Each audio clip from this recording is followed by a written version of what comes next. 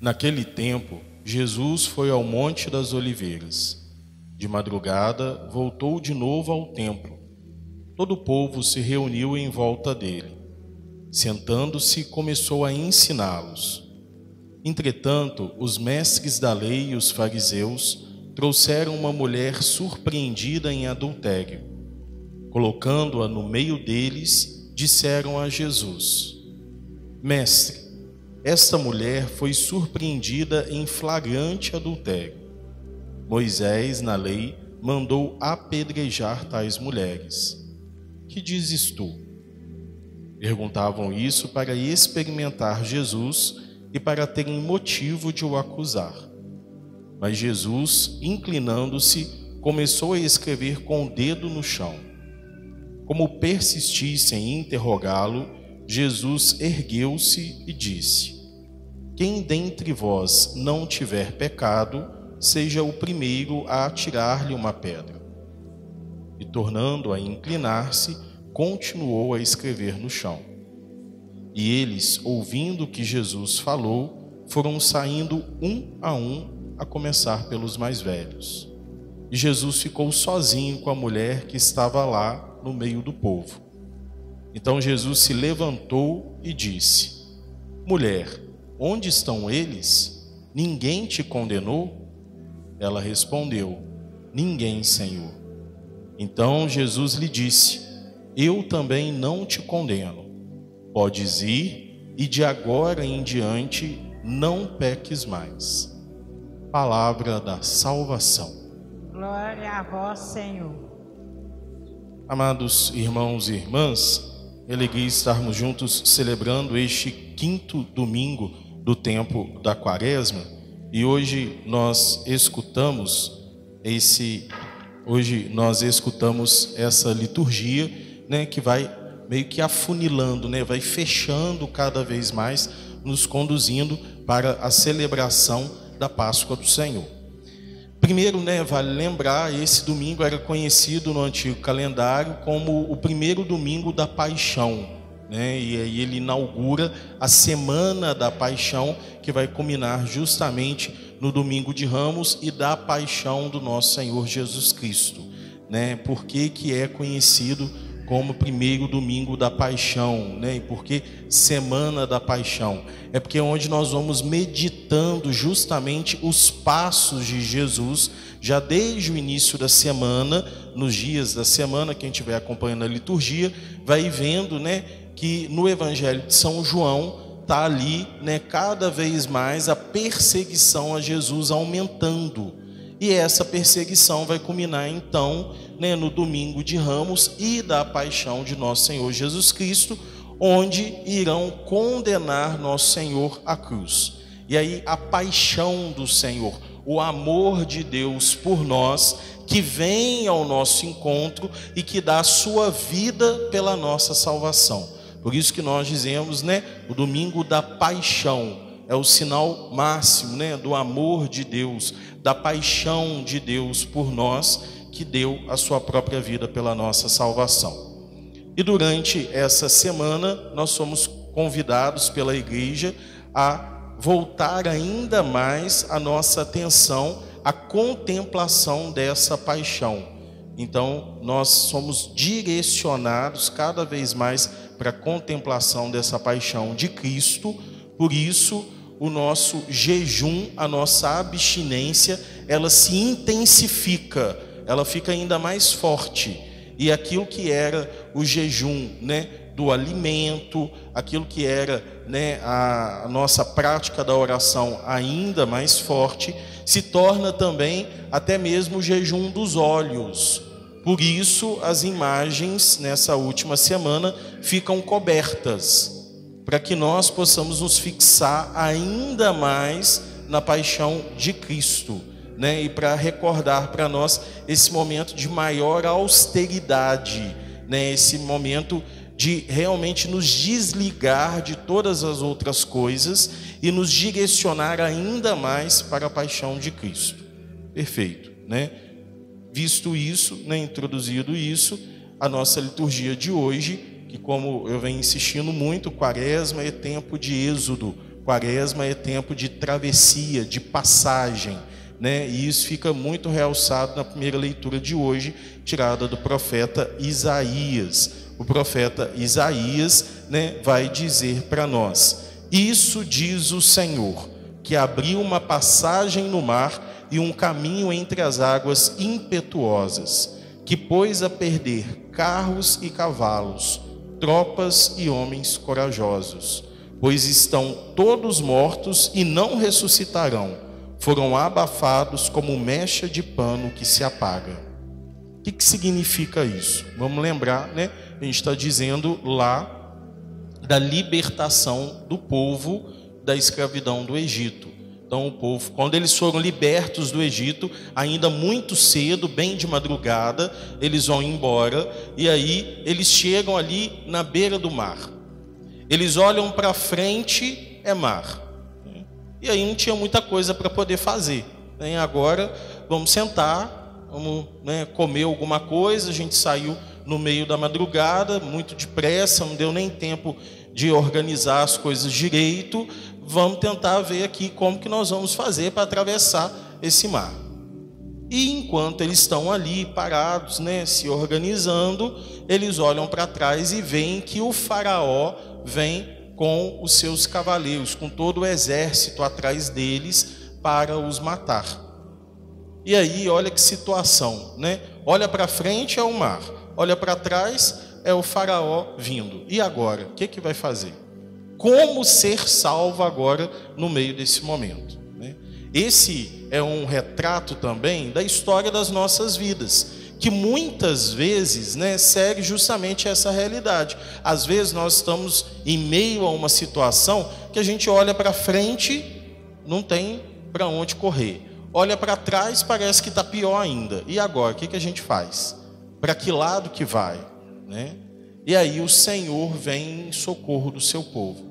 O Senhor vem em auxílio do seu povo, e ali Moisés vai abrir então as águas do mar para que eles possam atravessar a pé enxuto, né? Para que eles possam atravessar o mar ali, aquele, né, espaço que se abre entre o mar, com o pé sequinho. Ninguém molha o pé enquanto eles estão passando, né? Isso que é a pé enxuto, né? Passa ali com o pé seco. Olha que sinal da graça de Deus, né? Por isso que faz ainda questão de dizer que eles atravessaram a pé enxuto, né? Olha, Deus que abriu o mar ali diante deles e os fez atravessar. Deus que age na vida deles. Nesses momentos da nossa vida em que nós nos deparamos com essas situações, a quem nós estamos recorrendo? Deus vem em auxílio do seu povo. Deus vem em auxílio do seu povo. Mas a quem nós recorremos? Porque às vezes, quando a gente se depara com uma situação que, tanto olhando para frente quanto olhando para trás, parece que não tem saída, a quem nós estamos buscando o nosso auxílio? Será que a gente dobra o nosso joelho no chão e clama ainda mais ao Senhor? Ou será que às vezes nós vamos buscar o nosso auxílio em coisas que não vão trazer para nós a solução? Em situações que não vão nos salvar? Porque hoje em dia, cada vez mais, né, cresce a ideia de que se está difícil, fica anestesiado. Fica anestesiado e deixa as coisas passarem, né? Vai ficar tudo difícil, mas você fica ali meio anestesiado. Como assim, padre? Fica anestesiado com drogas lícitas, ilícitas, né? Se deixando levar, né, por uma fé analgésica que tire a dor, mas que não nos convide a atravessar o mar, que não nos chame a vencer as dificuldades. Quantas vezes nós estamos vivendo essa realidade na nossa vida? Quantas vezes nós estamos atravessando essa realidade? Diante das dificuldades, para onde nós estamos correndo? Nós estamos indo em direção a Deus? Ou será que a gente está aumentando ainda mais os nossos problemas, né? Aumentando ainda mais as nossas dificuldades? Eu estava com a cabeça quente, e aí, né, muita briga dentro de casa, muita confusão no meu casamento, aí eu arrumei outra. Quantas vezes a gente escuta isso? O problema já não está pequeno, né? Por que não arrumar uma coisa?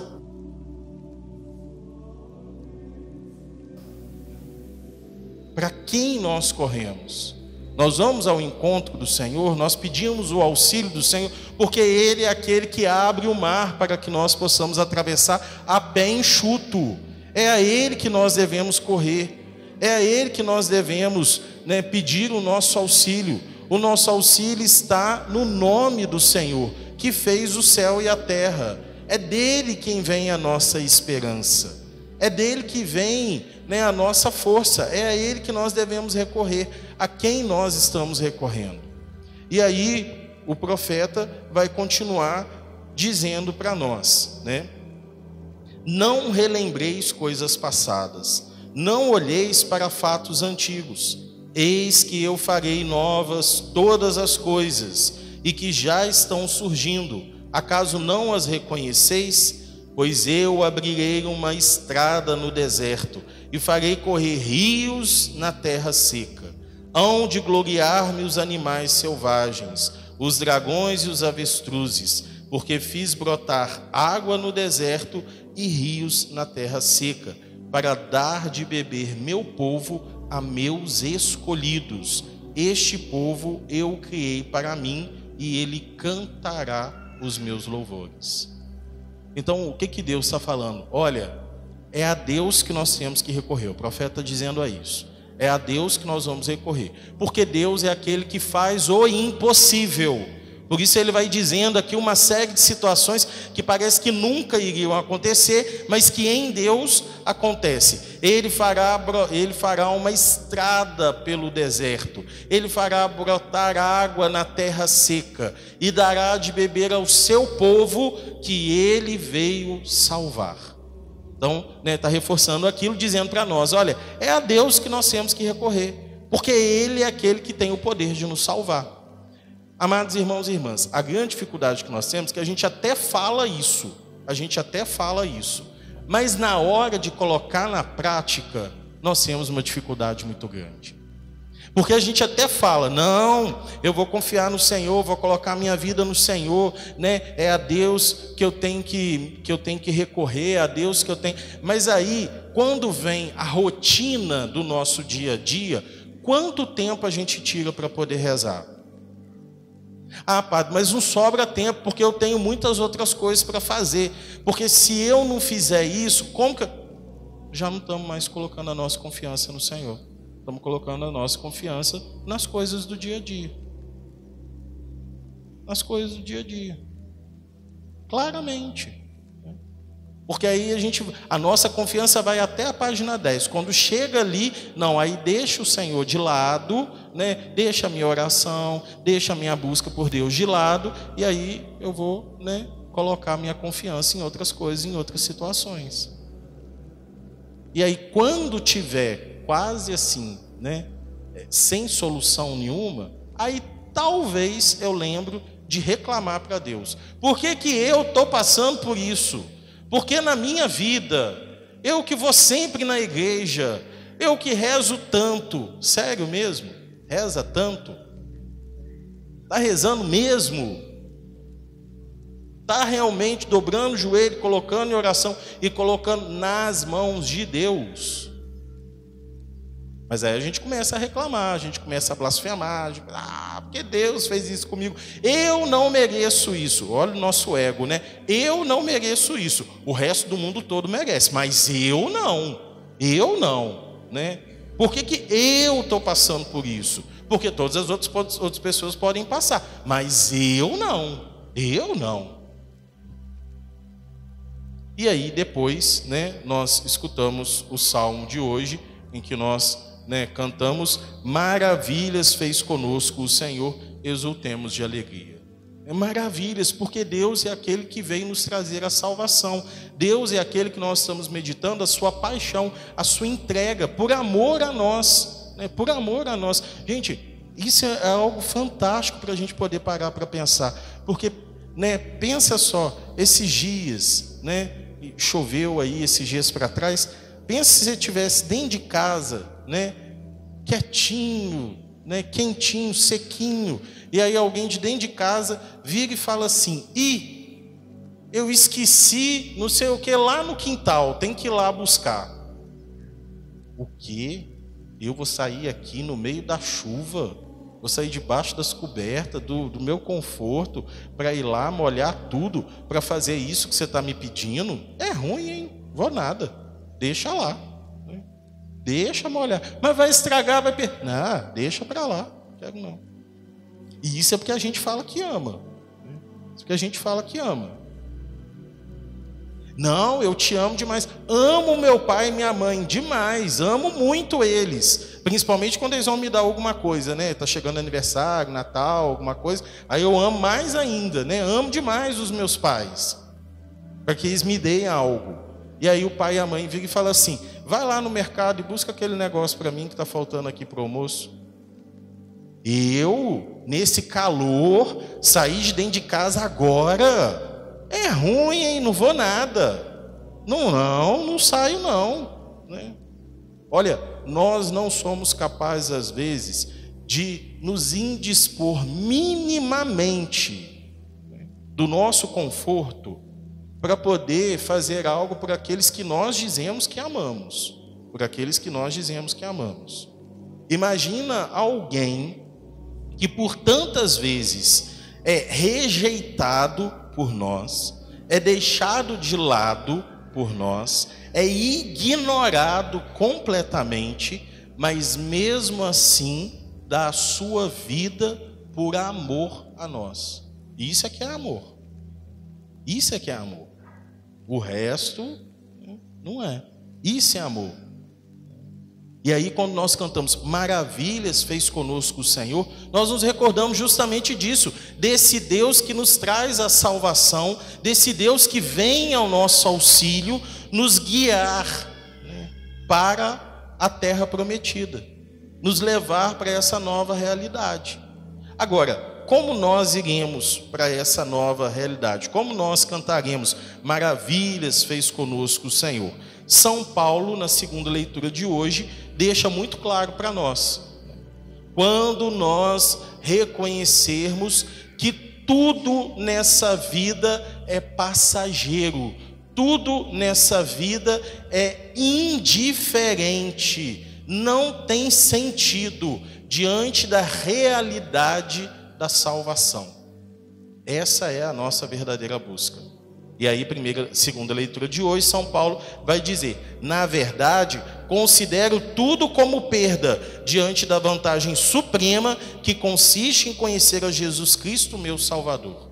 Então São Paulo está dizendo: olha, gente, nada faz sentido, nada é importante diante da realidade, da vantagem que consiste em conhecer Cristo Jesus, meu Salvador. E aí São Paulo vai continuar dizendo: por causa dele eu perdi tudo. Mas é tudo mesmo, né? Não é dizer assim: eu abri mão disso. Não, perdeu tudo mesmo. Por quê? Vamos lembrar aqui brevemente de São Paulo, né? São Paulo, que era judeu, era perseguidor dos cristãos, né? Que deixa de ser perseguidor e passa a ser perseguido, porque ele se converte.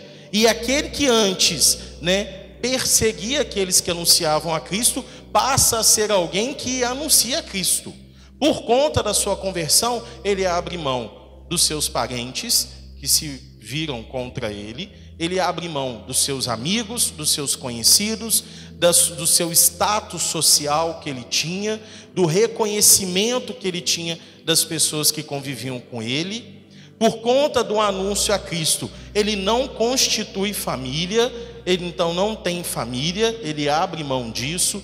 Por conta do anúncio de Cristo, ele abre mão de ter patrimônio, ele não tem nada, ele não tem casa, ele não tem mais nada, né? Ele abriu mão de tudo. Por isso ele falou: por causa dele eu perdi tudo. E parece, né, que é algo triste, que ele está falando desanimado. Não, mas muito pelo contrário. Olha só o que ele continua dizendo: por causa dele eu perdi tudo e considero tudo como lixo. Ele fala: olha, eu perdi tudo, mas para mim essas coisas, isso tudo é lixo. Nada disso tem sentido, nada disso serve diante, né, da realidade para ganhar Cristo e ser encontrado unido a Ele. Então São Paulo fala, olha, não adianta aquilo que a gente já escuta, né, outras vezes, do que adianta o homem ganhar o mundo, mas perder a sua vida? Do que adianta? São Paulo está dizendo justamente isso, com outras palavras. E na prática, né, ele está mostrando, por conta de Cristo, eu abri mão de tudo, porque nada faz sentido, nada disso é importante, diante da realidade, diante do maior sentido, que é ganhar a Cristo. E aí, né, São Paulo vai continuar discorrendo aqui para nós, dizendo para nós dessa realidade, e aí ele vai dizer, né, vai usar uma das frases aqui mais bonitas, né, de toda a sua vida, porque quando São Paulo escreve isso daqui, ele já está idoso, né, já está mais velho, né, idoso, mas ele já está mais velho, né, e está aqui em vista de perder a vida, né, por conta do Evangelho. Então nessa hora que talvez ele ia estar ali, igual a gente fica, como eu estava recordando lá na primeira leitura, né? Falando, está tudo difícil, por que isso está acontecendo comigo? Mas eu que anunciei tanto a Cristo e agora estou passando por isso. Mas por que na minha vida?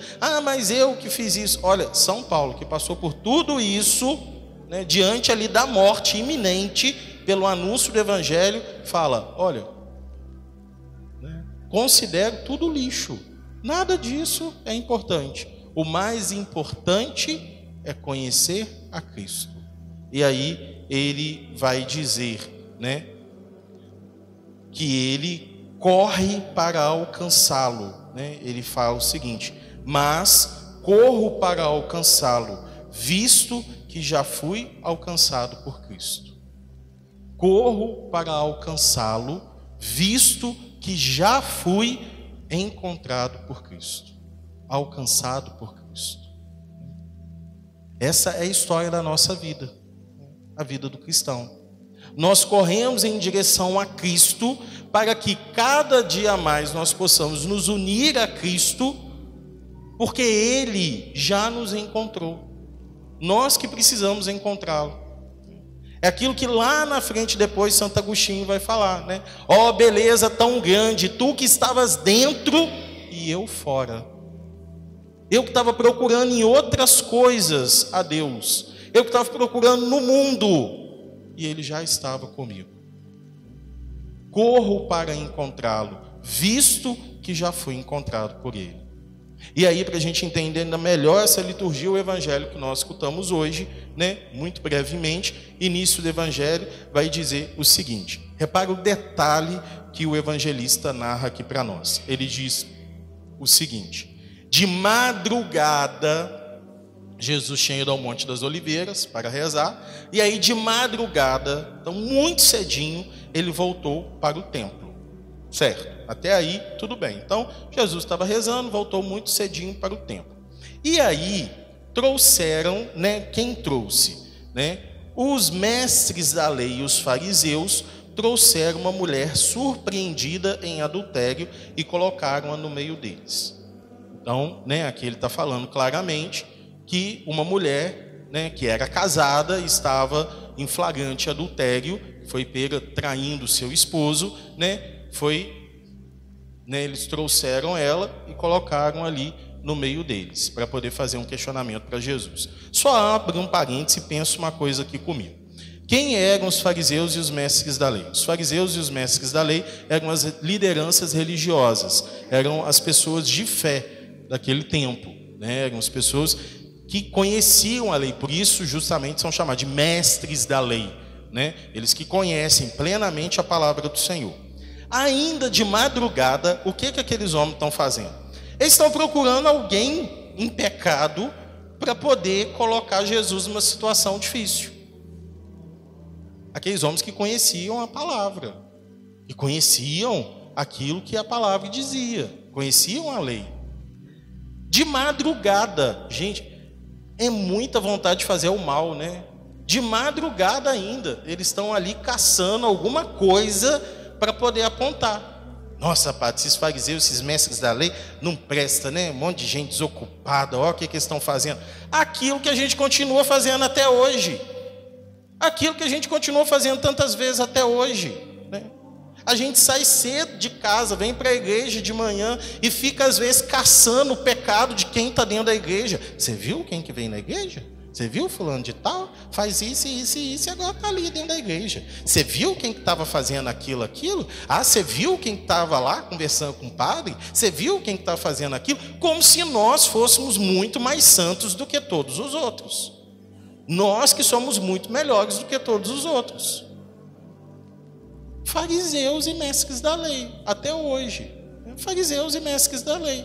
E se nesse momento, na nossa cabecinha, está passando assim, é fulano de tal, que vive fazendo isso, que vive falando isso, só está provando para a gente que nós somos fariseus e mestres da lei.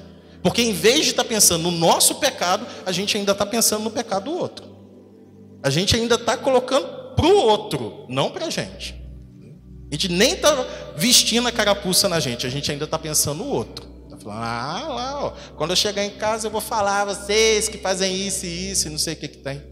Só mostra isso. Estamos ainda de madrugada saindo, tentando caçar o pecado dos outros, mas em vez de parar e olhar para o nosso pecado, parar e fazer uma reflexão da nossa vida, em vez de parar e falar, corro para encontrar a Cristo, para alcançar a Cristo, que já me alcançou. Que já me alcançou. Então, é isso que aqueles fariseus e mestres da lei fizeram, né? Eles foram ali e imagina, gente, olha que cena horrorosa, né? A situação já é péssima. A mulher foi flagrada em adultério, né? A situação já é péssima, né? Já é ruim demais, né? Já é muito ruim. Mas aí o que eles fazem? Eles vêm arrastando aquela mulher, trazendo ela para colocar ali no meio deles. De madrugada, tá cedo ainda. Imagina a mulher chorando, aquela cena, todo mundo olhando, né? Para que isso?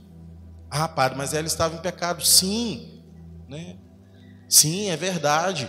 Mas precisa humilhar ainda mais. Precisa pisar ainda mais. Expor isso para todo mundo ainda mais, né? Que malvados que eles são. Qual que é a diferença daquilo que a gente faz quando a gente fica sabendo do pecado de alguém, de alguma fofoca fresquinha, e a gente corre e vai contando para os outros? Qual que é a diferença? A gente está fazendo a mesma coisa. É como se a gente pegasse a pessoa pelos cabelos e fosse arrastando ela no meio da madrugada, gritando pela rua para todo mundo ver. A gente vai espalhando aquela notícia. Ah, fulano, ó, não conta nada para ninguém não, mas eu fiquei sabendo. Você não... Ah, mas eu estou voltando agora lá de Cataguá. Você não sabe quem que eu vi lá na rua com outra pessoa andando na rua. Você nem imagina, fulano. E aí no final ainda, para fechar com chave de ouro, né? Fala, mas quem somos nós para julgar, né? Quem somos nós para julgar? A gente não julga. Depois que a gente já vem arrastando pela rua fora, no meio da madrugada, aos gritos, carregando pelo cabelo, né? Fazendo isso. Quando a gente está ali, né? Qual que é a diferença da gente fazer isso? Quando a gente está ali nas redes sociais falando de todo mundo, mandando mensagem, disseminando para todo mundo, né? E quando a gente escuta uma desgraça, a gente vai lá e conta mesmo para todo mundo, né? Espalha aquela desgraça para todo mundo. A família de alguém passou por uma situação vergonhosa, situação, né? Que já é difícil. Não estou dizendo que não é pecado, já é difícil, já é horrível. Agora, para que a gente ainda fica arrastando pela rua fora, né? Para que a gente ainda fica disseminando para o outro? O que está ganhando com isso? O que vai ajudar aquela família fazendo isso, né? Quando na igreja acontecem coisas, a gente vai lá e... Nossa, aí vão falar mesmo. O que a gente está ganhando com isso, fazendo isso? E aí trouxeram aquela mulher, colocaram ali diante de Jesus e falaram com Jesus, né? E por que eles fizeram isso? Não porque eles estavam preocupados em obedecer à lei. Por quê? Eles colocam ela ali e perguntam para Jesus: Mestre, essa mulher foi surpreendida em flagrante adultério. Moisés, na lei, mandou apedrejar tais mulheres. Que dizes tu? Se Jesus falasse apedreja, cumprindo a lei, eles iam falar: ah lá, ó, cadê a misericórdia dele? Fala tanto de amor, fala tanto de misericórdia, e agora mandou apedrejar a mulher, né? Não faz nada daquilo que está falando.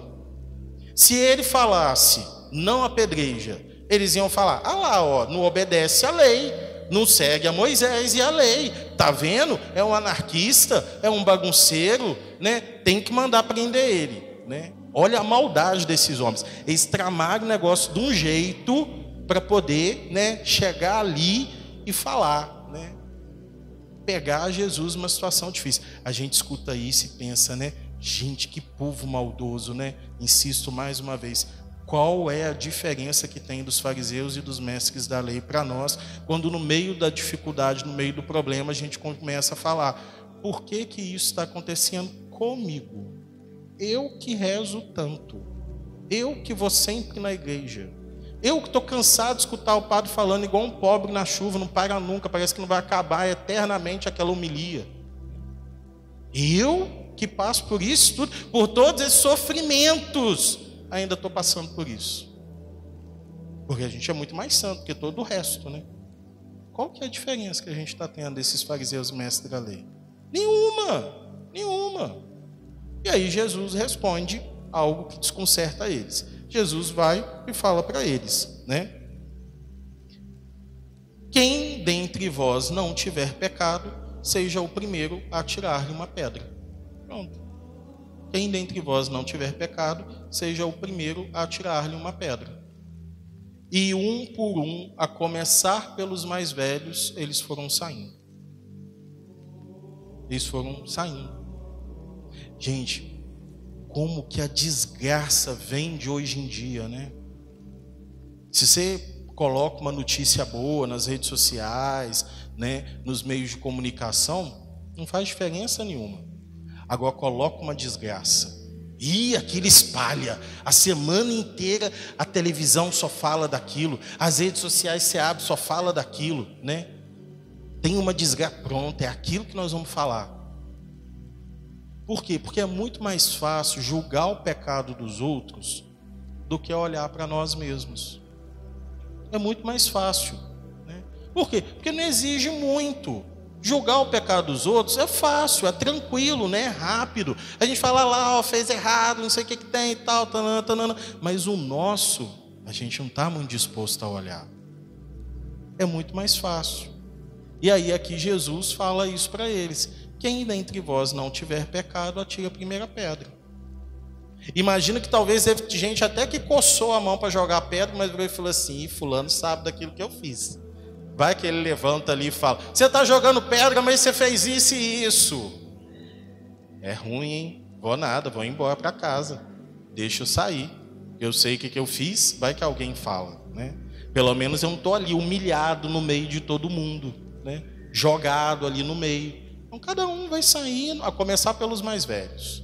Porque aí já tem muito tempo de pecado, né?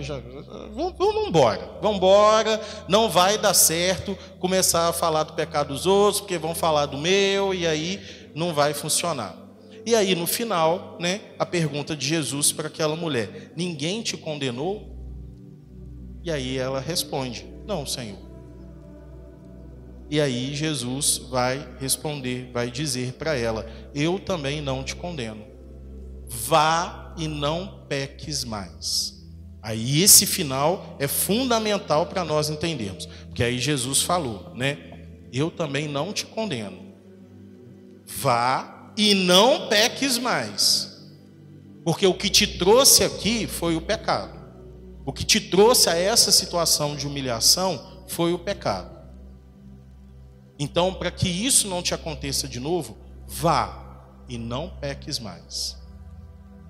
E aí, para encerrar, o que a igreja nessa semana da paixão começa a nos chamar ainda mais a atenção, esse primeiro domingo da paixão, né? Da necessidade da nossa confissão, de uma boa confissão, para a gente viver bem a Páscoa. Porque o que era velho ficou. Aqueles pecados que nós reconhecemos, aqueles pecados que nos humilharam, aqueles pecados que nos colocaram diante de uma situação que olhava para frente, para trás, parecia que não tinha salvação, passaram. Maravilhas fez conosco o Senhor, porque Ele nos trouxe a salvação. Corramos para o encontro do Senhor, para encontrá-lo, pois Ele já nos encontrou. Por isso, vamos em frente. Vamos reconhecer os nossos pecados, pedir perdão deles e seguir. Mas não presos ainda a esses pecados, olhando para Cristo, seguindo a essa que é a nossa meta, a esse que é o nosso prêmio. Em nome do Pai, do Filho e do Espírito Santo.